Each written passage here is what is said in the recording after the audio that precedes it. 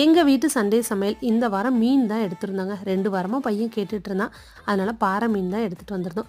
மீன் குழம்பு எப்பவும் போல் மசாலா அரைச்சி தான் வைப்பேன். சின்ன வெங்காயத்தை வணக்கினதுக்கப்புறமா அது கூட கொஞ்சமாக மல்லித்தூள், தனி மிளகாய்த்தூள், குழம்பு மிளகாய்த்தூள் இதெல்லாம் சேர்த்துட்டு 1 கப்பு தேங்காய் துருவல் சேர்த்து நல்லா வணக்கி ஆற வச்சு அரைச்சிக்கணும். குழம்பு தாளித்து விட்டுட்டு புளியை ஊற்றிட்டு அடுத்தது ஃபைனலாக இந்த மசாலாவை ஊற்றி கொதிச்சதுக்கப்புறம் மீன் போட்டுருணுங்க.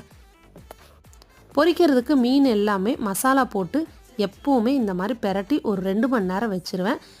தேவையான மீனை வெளியே வச்சுட்டு நாளைக்கு யூஸ் பண்ணுறதெல்லாம் ஃப்ரிட்ஜில் எடுத்து வச்சுருவேன். செய்ய குட்டி தங்கமும் வந்துட்டான். நான் தான் எடுத்து போடுவேன் அவனும் போட்டுட்டு இருந்தான். கையில் வாடை அடிக்குன்னு சொன்னால் கேட்க மாட்டேன்ருச்சுங்க. இப்போ இட்லி வந்துருச்சு. பசங்களுக்கு நல்லா சூடாக மீன் குழம்போட இட்லி. உங்கள் வீட்டில் என்ன ரெசிபி இன்றைக்கி சொல்லிடுங்க. குடல் குழம்பு ரெசிபி அப்லோட் பண்ணிவிட்டேன். போன வாரம் செஞ்சது போய் ரிலேட்டபிள் வீடியோவில் இருக்குது பார்த்துருக்கேன். சேனலை பிடிச்சதா சப்ஸ்கிரைப் பண்ணிக்கோங்க. Thanks for